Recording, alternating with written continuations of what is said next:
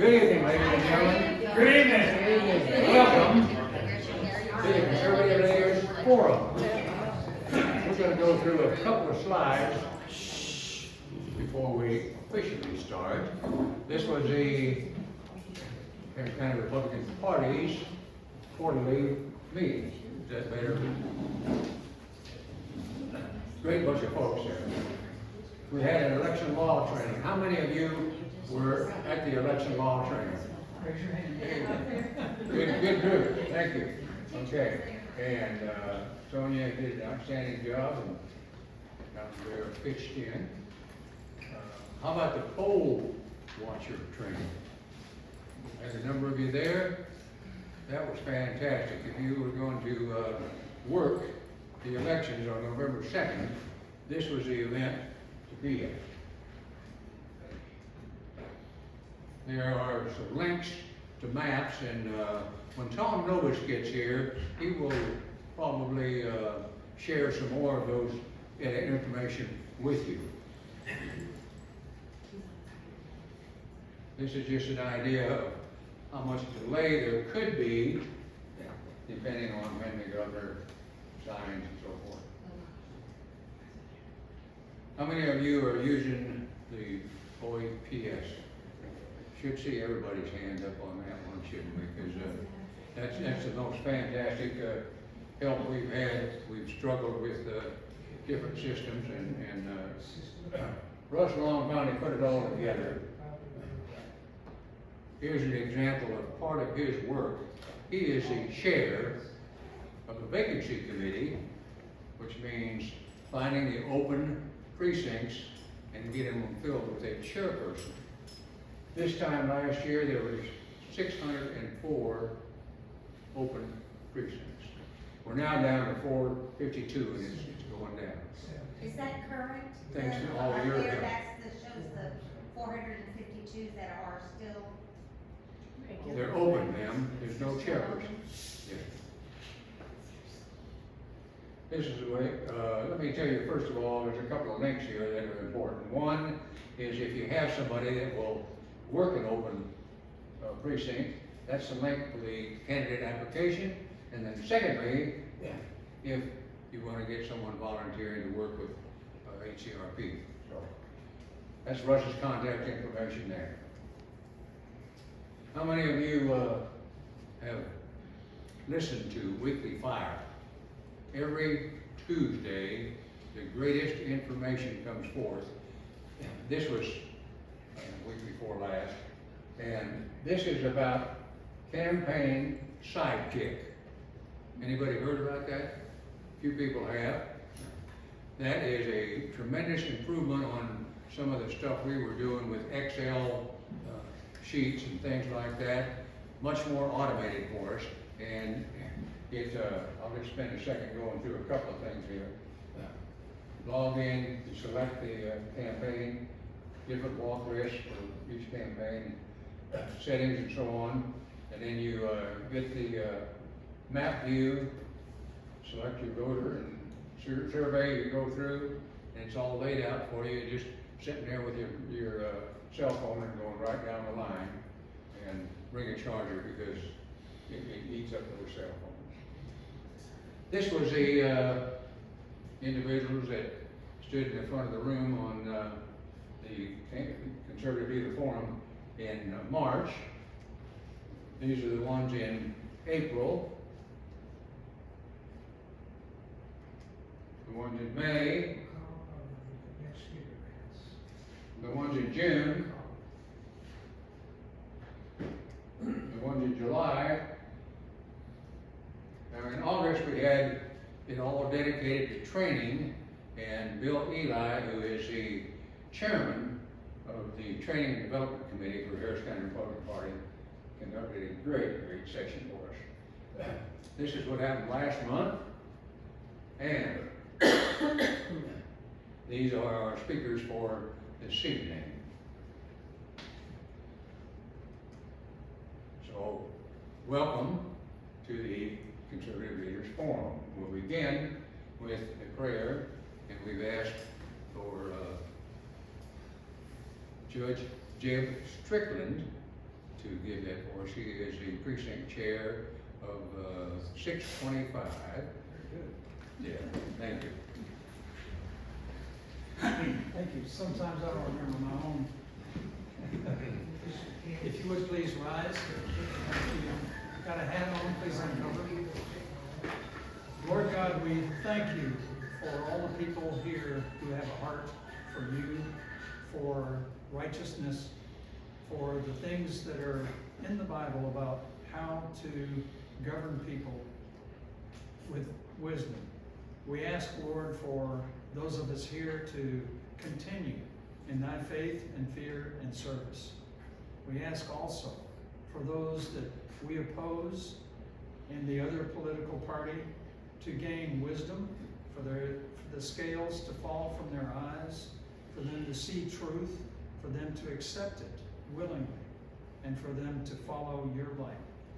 We ask all of this in the wonderful, blessed name of Jesus. Amen. Amen.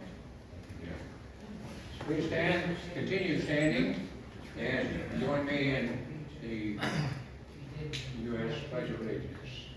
I pledge allegiance to the flag of the United States of America and to the republic for which it stands, one nation under God, indivisible, with liberty and justice for all. And our Texas flag. Honor the Texas flag. I pledge allegiance to thee in Texas, one state under God, one and indivisible. This is, you may be seated, thank you. This is our,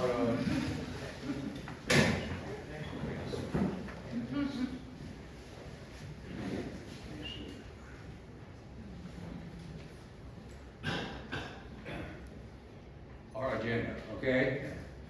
That's all I'm going to say about that. Okay. So, our first speaker will be Alan Vera. When the Texas legislatures want to know something about Harris County, they call upon Alan Vera to testify. And he's the most knowledgeable individual about election integrity that I know. You see all of his accomplishments, not a few of his accomplishments up there. He shares the ballot security committee for Harris County Republican Party that I have the honor of serving under. Alan Vera. Thank you. Starting my stopwatch. I have some bad news for you. Bad news is you have a lot more work to do. We all have a lot more work to do. That's right. Tell you why. Why, Alan? We just passed such great election laws.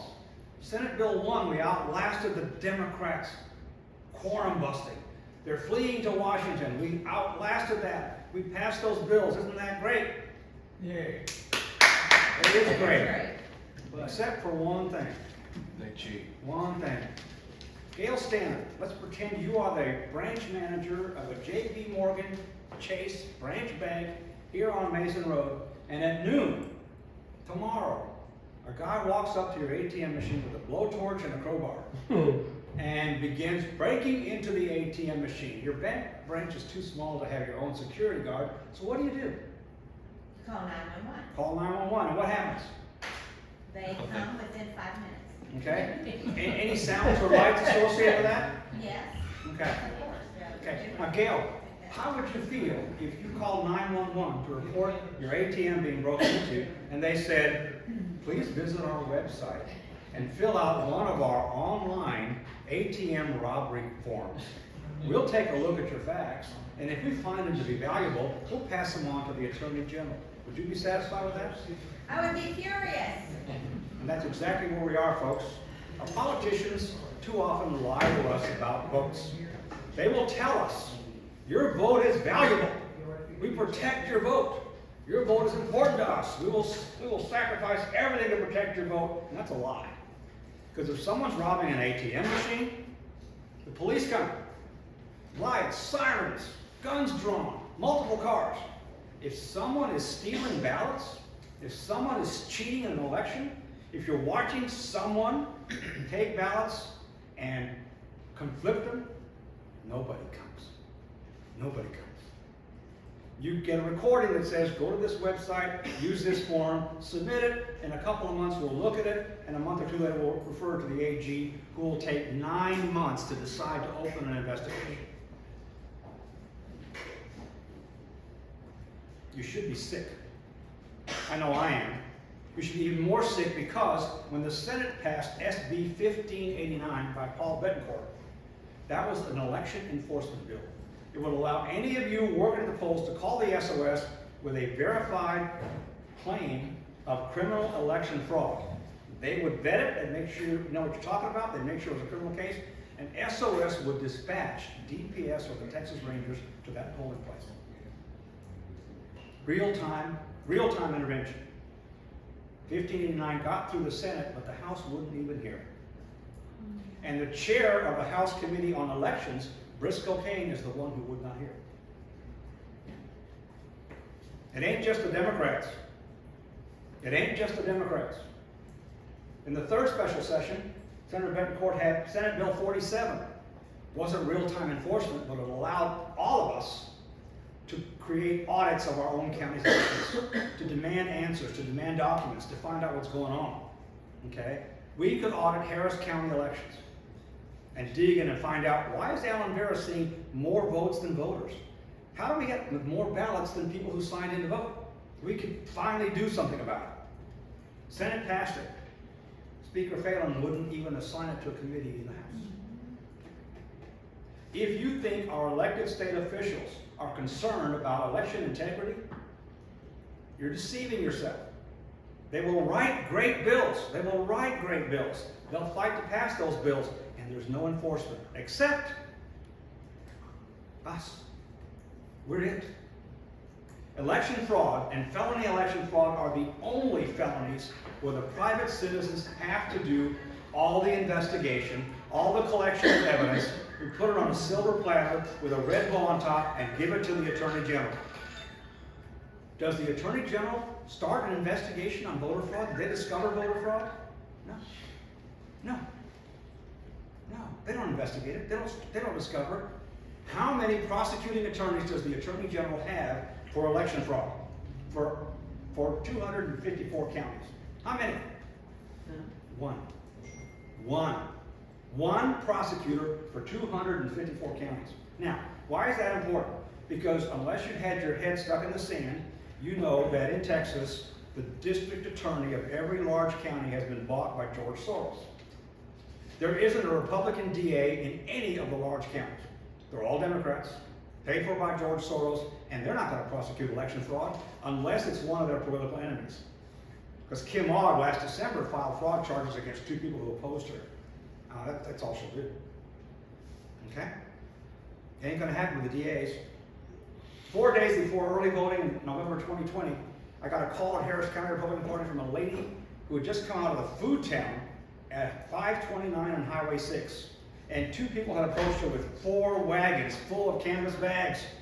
And they said, would you like to earn a $100 gift card?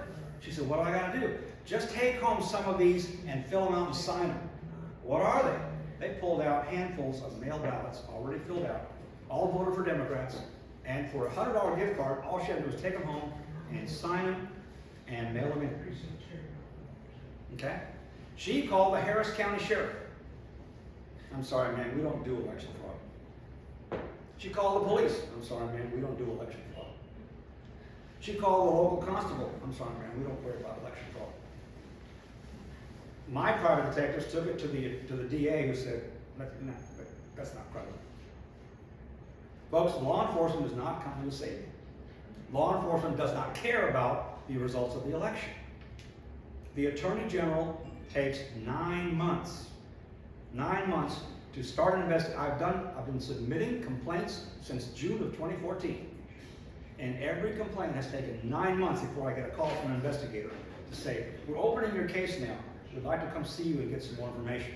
9 months. Until election year. Until election year. Monday morning, the Attorney General announces, Attorney General Paxton has opened a voter election integrity division and beefed it up. And here's an email you can report violations. I've reported 4 violations since Monday, not a peep. The Attorney General takes 9 months to open a case, In June of this year, we submitted, the Secretary of State forwarded to the AG 3 major complaints, multiple count, state jail felonies of mail ballot fraud. They got to the AG the first week of July. Suddenly, this past Monday, our phone rings. It's an AG investigator. We're going to start looking into your cases. And we said, you're 5 months early. No, we're serious. We're going to start looking at your cases. When we complained about it in the legislature, guys, one prosecutor is not enough for all the election fraud in Texas. They made a show of assigning 2 more prosecutors, 2 more lawyers to that section. But guess what they split their time with? They split their time between election fraud and human trafficking. There's none of that going on to keep them busy, right? Guys, it ain't gonna happen. It's us. It's us. We're the ones that have to spot it. We're the ones that have to write it up. We're the ones that have to prove it. And it will get prosecuted eventually. The one good thing about Senate Bill 1, biggest difference it's gonna make, is that it allows us to pursue voter fraud through civil courts. Any candidate whose opponent cheated, and we can prove that they cheated. And by the way, guys, I've got the campaign finance reports. I know which one of those harvesters Sheila Jackson Lee paid. I know which one of them Kim Ogg paid. We have all that. We have the proof. But now any candidate can sue another candidate who cheated in the election. And there's pretty severe penalties. It doesn't overturn the election, but the minimum fine is $35,000, plus all the campaign expenses of the losing candidate. Whoa. Okay? Plus any penalties the courts chooses to impose. Now, none of that will be decided in district court because they're all Democrats. It won't happen. But the appellate courts will. That means our candidates, people we vote for, people we support here tonight, they're going to need our help getting this information, finding that fraud. It's not hard. It's not hard. Okay? It's out in the open because they're not afraid of us because they don't think anyone's going to enforce it. A couple of stories real quick. 2020 election. The Harris County interim clerk says at a press conference, with cocky confidence, we're going to have 285,000 mail ballots in this election. 285,000, a new record for Harris County. My wife and I looked at each other and said, the hell you will. She published in her blog, TexasTrashTalk.com. You want to see some amazing research? TexasTrashTalk.com. She exposed the mail ballot harvesting network in Harris County. Sent it out there. That's it. All we can do is get the word out there. And pray to God that something happens. Across town, 4 private detective agencies saw the story. And they said, we're going to do something about it. So they found out where the ballot harvesting factories are. One run by Mr. Womack, one run by Mr. Jones, Sheila Jackson Lee's campaign manager. Okay? And they decided to stake out those places. But it wasn't a clandestine stakeout. They wanted to make sure everyone going in and out of those buildings knew they were being staked out. So they stood on the sidewalks outside these buildings, filming everybody, asking their names, getting photos of their driver's license. Couldn't do anything with it, but it scared the hell out of them. The Thursday before early voting began, one of our candidates got a call from one of the ballot harvesters named in Colleen's article and said, Chris, they just laid us all off. What? They just laid us all off. We're all laid off. We're not doing any more ballots from here on out. Wow. What are the implications? She said, well, the African American female Democrat judges are going to be really pissed because they paid in advance. Then Governor Abbott screwed me up. He changed the number of days for dropping off mail ballots in person from 1 day in the law, 1 day, election day, 7 to 7, to 62 days. 62 days you had to drop off your mail ballot. A church group got together and I suddenly had 47 volunteer poll watchers stationed down at NRG every day. And when a car pulled up with 2 boxes of mail ballots to be delivered, they turned it away. When someone pulled up with a mail ballot and his driver's license didn't match the name of the ballot, they turned it away. Crunch, crunch, crunch. It was war. The detectives and the poll watchers, we ended up with only 163,000 mail ballots in Harris County. They fell short by 114,000 of their prediction of what they tried to do. Because we stopped it. Because people like you stopped it. But you're not going to stop it if you're home on election day watching TV. You're not going to stop it if you're at work on election day instead of out in the polls doing this job. It's us. It's us. If you want to see the only hope for free and fair elections in Texas, you got to look in the mirror. And you got to decide. Norman Schwarzkopf, God bless him, in addition to giving me the new phrase, bovine scacalia, he said, we all know what we ought to do. The issue is deciding to do it. We all know what we ought to do. The only issue is deciding to do it. It's us. It's working at the polls. It's watching the mail ballots. It's volunteering with the party. It's volunteering for a candidate. You are not going to discover mail ballot fraud at home in your living room. I guarantee you, unless you're doing it. You will not find mail ballot fraud at home in your living room unless you're the one, the guilty party. You've got to get out where it's happening. Don't complain about mail ballot fraud or election fraud if you're not going to get up and do something about it. Guys, I'm nobody. I'm not elected. I have no authority. I have no power. I have screwed up more election fraud in the last 12 years than I could ever imagine. That's all through the grace of God. All you got to do is show up. You just got to show up and let God guide you. I want you all now to stand and raise your right hand. And repeat after me. Attention, public officials. Attention, public officials. If you will not give us free and fair elections, if you will not ensure the integrity of our election process, and if you will not enforce our election laws, then we'll do it ourselves. So help us God. Thank you very much. Have a seat. Thank you.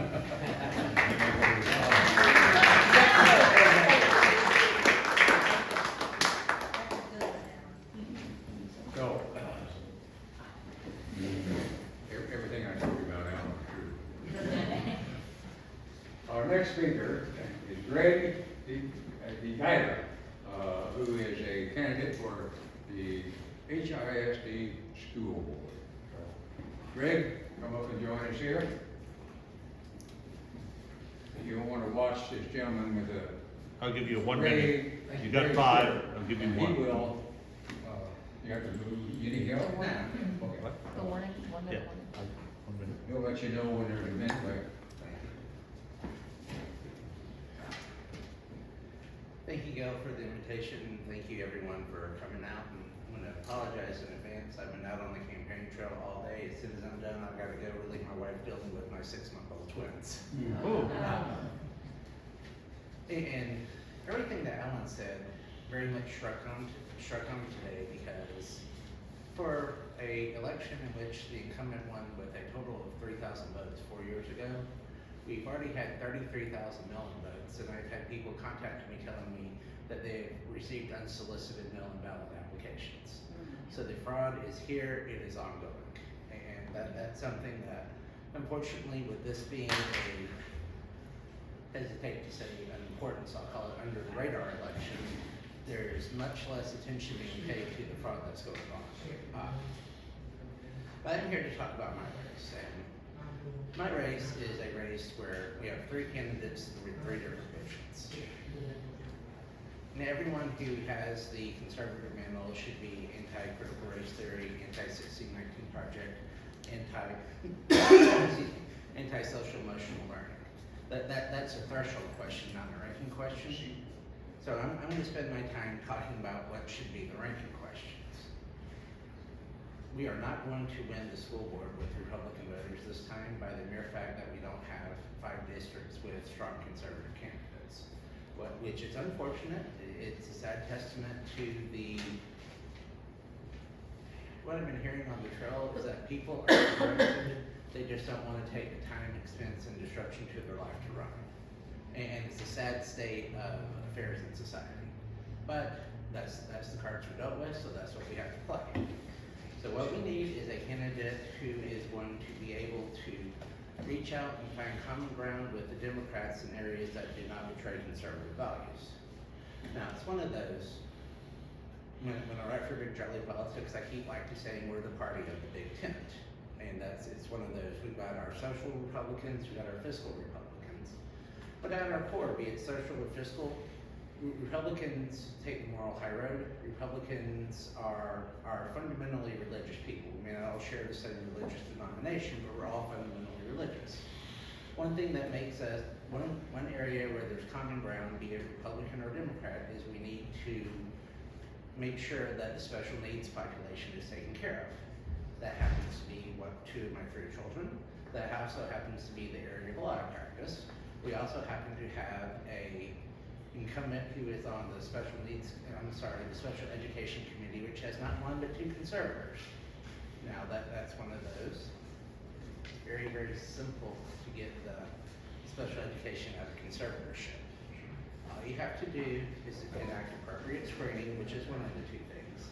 And the second thing is you have to make sure you're providing adequate services, and in this post-COVID world, have a plan in place for adequate wraparound services.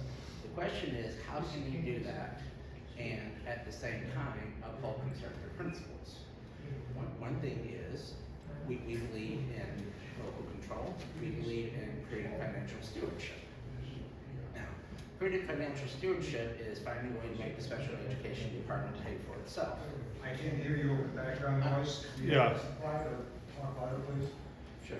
And so one way that we can both improve the special education department and hold true to our conservative values is have the special education department pay for itself. And we do that by making sure HISD enrolls in the School Health and Related Services program.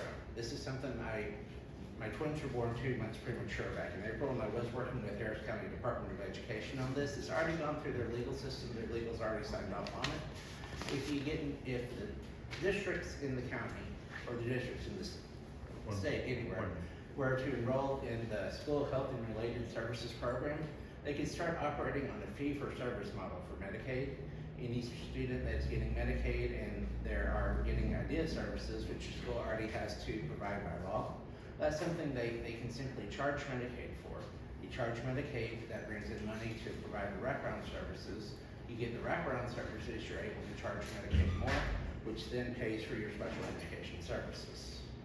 The other thing I want to do is to have the bonds not reissued, but simply refinanced at the current lower bond rates. Back in 2012, when the bond initiative passed, you had interest rates that were 40% higher than they are now. We simply refinance the bonds at the current interest rate. That takes our INS tax from deficit into surplus. That allows us to save $40 million a year. Thank you for your time.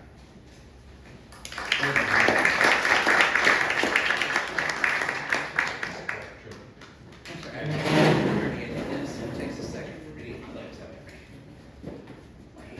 I do apologize. I gotta run and run over. Thank you. So a few years ago, actually for a period of 8 years, we had trust in our Harris County Clerk. We have that no more. Thank goodness that same man that we trusted before is coming back. Stan Stanton.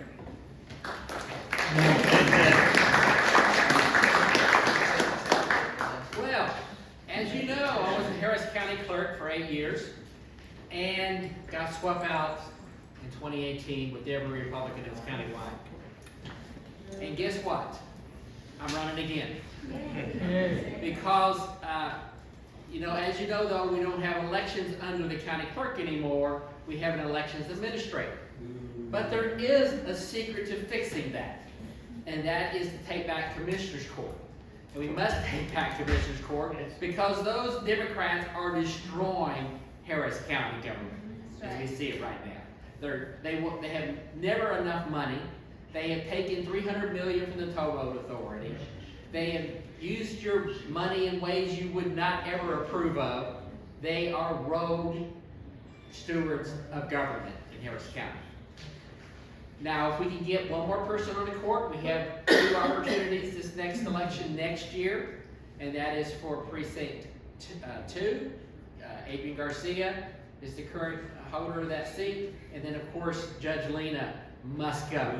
I mean, who could believe that we'd have someone so incompetent and a socialist running Harris County government? Now, as the county clerk, there's many hats that a county clerk wears. You're actually the the clerk of Commissioners Court, you're the clerk for the 4 probate courts, the 4 county civil courts, you're the record keeper of the county, all your deeds, mortgages. Actually, there's probably about 50 different categories of documents that are recorded, and that's like 600,000 documents a year are recorded in Harris County. Most of them are dealing around real estate. Of course, then you also do personal records, the marriage license, the DBAs, just tons of activity, lots of paper, documenting. I had a tagline, recording the major events of your life. And of course, the most important duty that I had was running the elections as the chief election official of the county. I was a certified elections administrator, and that took 12 day-and-a-half courses to actually get that certification. I'm nationally recognized. I know peers across the whole country. We did lots of things in the county clerk's office to improve technology, and of course, a lot of things in the county elections department. Whether that being the process of reviewing the signatures on the ballots that are returned and the applications, that was all totally electronically put in place under my leadership, where we have the people actually look at images of previous signatures on a monitor instead of having the actual physical paper to compare. Before, they only had that election. Now you can go back and look at previous elections to see if we had the right person voting. And they're still using that. There's things we put in place that are still protecting the integrity of the vote. Problem is, like Alan tells you, what happens before those pieces of paper get downtown? Are they real? Are they legit? That is the real weakness in the whole ballot by mail process. Are the right people voting those your ballots? That's another situation. So there's a lot of things that we can do. I call putting guardrails up to protect the integrity of the elections. It's what an election official can do. The training has gone to pot over since I've left. If you've gone through any of the training there, it is insane. Okay? We improved it quite significantly when I was there. There's always an opportunity to keep on making it better and better, and we're doing that. While I was there, Sonia Aston was my administrator over elections, so we did a lot of things to improve the integrity of elections, and we would continue to do that. But if Commissioners Court goes back in Republican hands, they can do away with the elections administrator. And elections then go back to the county clerk and to the voter registrar to maintain the rolls. Now, we can watch and keep track of what the voter registrar is doing, even though we're not the person actually doing the work. What Alan team and other people are doing to look and see, or do we have legitimate people actually registering? And some of the laws that got passed this legislative session are going to help a whole lot in that big process. Yeah.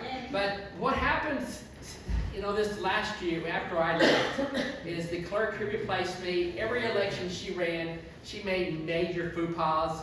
She did not load up the people who requested ballot by mail and electronic poll books. Not one election, but then turned around in the next election, did the same thing. So people could show up, and they could show up at the polls in person, and the system would not say, well, you requested a ballot by mail. And they would be allowed to vote a regular ballot.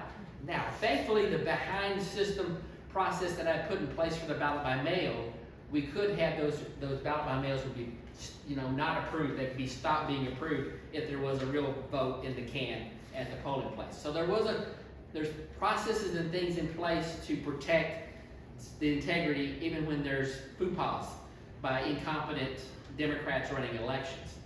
Now, of course, the guy who, after she couldn't stand the job after 17 months, she quit. And then they put a crazy activist Democrat who everything he was trying to do was to put his thumbs on the scale to actually help the Democratic Party. I mean, how many times did that guy go to court and told, no, you can't do that? Even the Democratic judges locally, some of them said, no, you can't do that, okay? And some other times you go up to the Texas Supreme Court. They would slap him down and say, no, you can't do that. Even then, every way you could think of, they were always pushing the envelope. This drive-through voting, not addressed in an election. Now, whoever would have thought any ding-dong would do that? That's not a polling place. That's a tent out in a parking lot. But they got away with it because they were always pushing the envelope. The courts were slow in trying to do anything, address it, and they got away with it. And the crime of those drive-through voting places was that there were hardly no eyeballs or Republicans in any of those tents.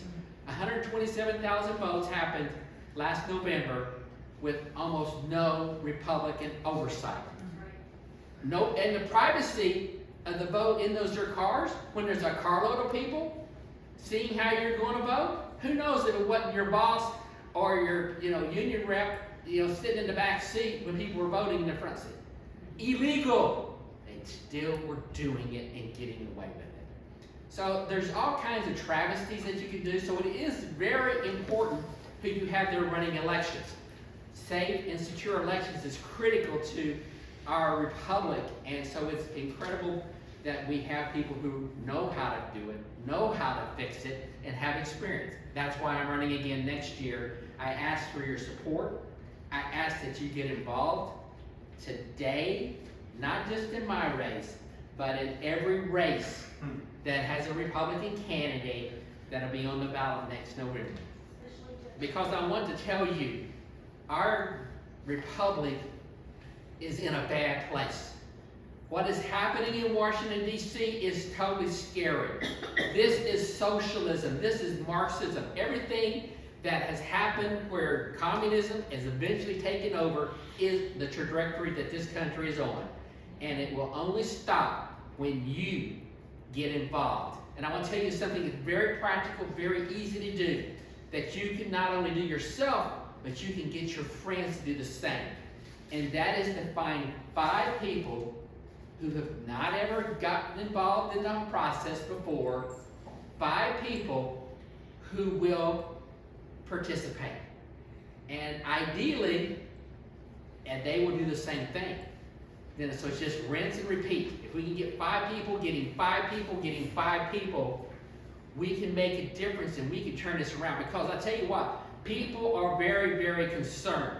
And they want to do something, they're just frustrated how to do it. So give them something they can do. Have a little house party with the people in your street, even if it's 5 or 6 people. Watch there's a zillion YouTube videos out there on something that shows what's going on, it's incredibly important that you get involved and you make a difference and do something. So just get them to take that little step. And that little step can actually make a huge difference for our county, for our state, and for our country.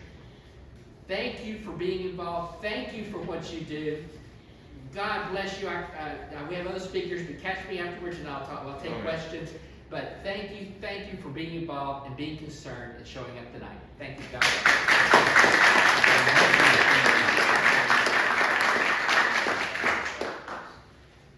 Can't wait till that election happens. So,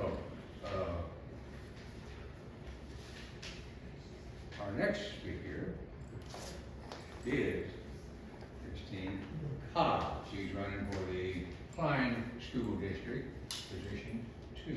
5. So I'm Kristen Cobb. I'm running for Klein ISD School Board, position 5. And I'm actually running alongside a few other people that I helped to find to run against the incumbents.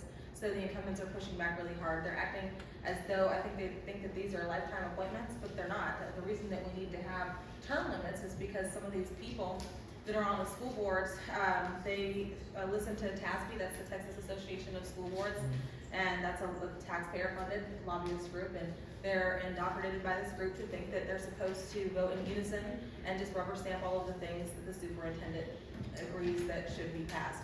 But that's not the role of the school board. The role of the school board is to have community members on the board, and the community members are supposed to discuss and explain what our viewpoints are because we're supporting the constituents of the area, and we're the ones that have kids in the district. I have 2 daughters in the district. I have a stepson that graduated in the Klein district, and it's really important that you have these different perspectives. And if you see this huge push for diversity, equity, and inclusion in the schools, it's happening nationwide. It's really big in Klein ISD. The incumbents are saying it's not there, but it is.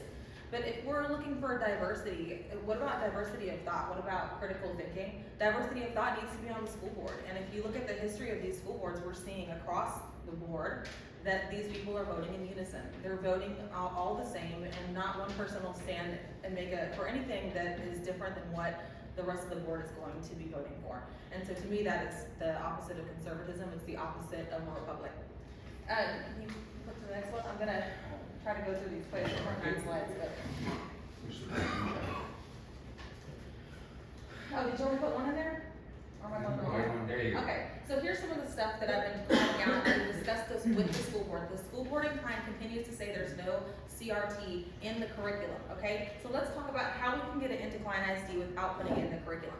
This is a training right here with all of these 7 books that are listed on here. It's for the Klein leadership and teaching staff. So if you look at some of the names of the book, I know that's small and blurry, so I'll read some of them to you. This is White Fragility. Why are all the black kids sitting together at the cafeteria, and Race Talk, having courageous conversations about race.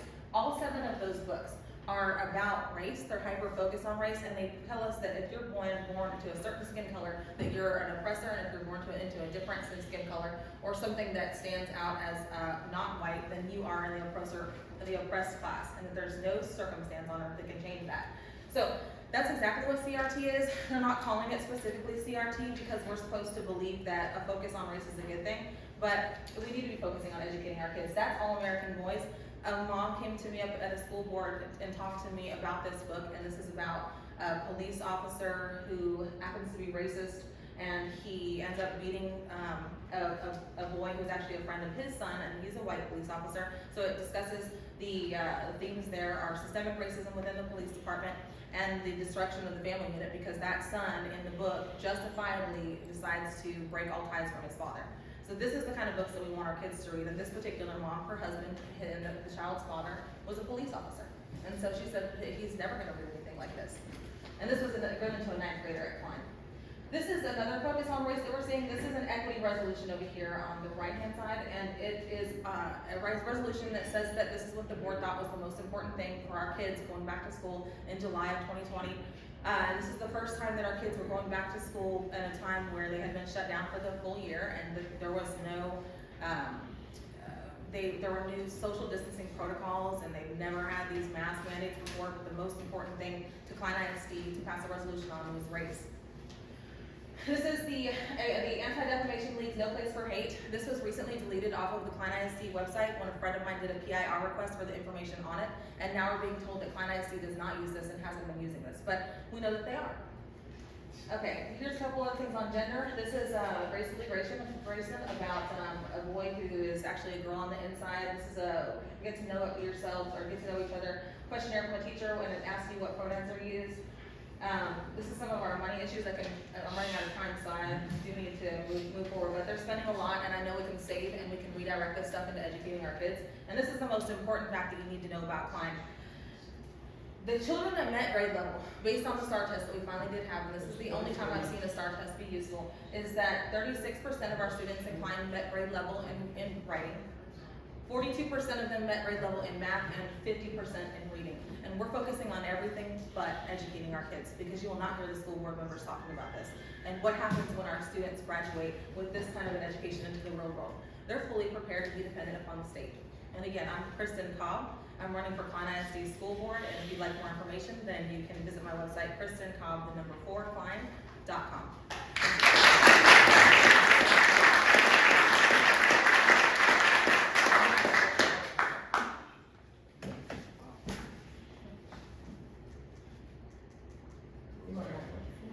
So, now, ladies and gentlemen, we're going to take a moment out. There are a number of candidates. We didn't have space for them to speak, but we want to recognize that they showed up, and they all have campaign material on the table over here, so be sure and pick some of those up. The first one is Kendall Baker. I just want you to, you don't get to speak, you just get to wave your hand. That's the candidate stop. What position is he running for? And that is the HISD School Board. Okay? Next is Nathan Milleron. Nathan. How are you? He's running for Vivian judge. Marcus. Let's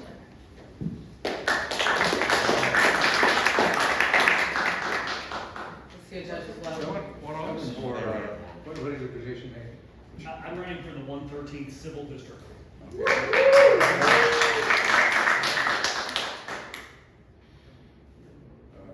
Melinda Morris is going to be subbing, she is subbing, for Tim Stroud. Melinda? Hi, everybody. Up from Southwest Houston, the battleground with the Democrats, and also came up from Commissioner's Court. You all know about the public hearing going on this Yeah. afternoon. And there were hundreds of people there protesting. They actually wouldn't allow people in the room. There were too many, they put it into overflow. But talking about Commissioner's Court, you understand that they want to take 600,000 votes away from Tom Ramsey's precinct, give it to precinct 4, so that they can take over precinct 3, and there'll only be one Republican precinct left. So we've got Thank to you, fight thank as you. much as we can. But I'm actually here to talk about Tim Stroud. No, He's- there's no talking. There's no talking. Thank you. He's running for the new CD7 district. Tim Stroud, sorry. Okay, next is Elizabeth Bush. Elizabeth, back here. I'm running for Harris County Criminal Court at law number 5. That's a criminal misdemeanor fund. Where is Michael Landon's wife? There she is. You've met my husband, Michael, he's running for the 270th Civil District Court as well. And please, if you want to do something, we do have a judicial petition signing party on November 4th at Trinity London Hall. Please come and bring a friend. You'll see the first one. Have you And met thank you. anyone? Any of our candidates? Okay, we're going to, One more. oh, one more. New candidate. My name is Mono Gayala. Oh, Michael. Normally I'm just supporting Judge Langdon, but today I'm here for myself. I am a candidate for House District 133. Jim Murphy is retiring. Just want to say hello to everyone. Mono Gayala. Thank you.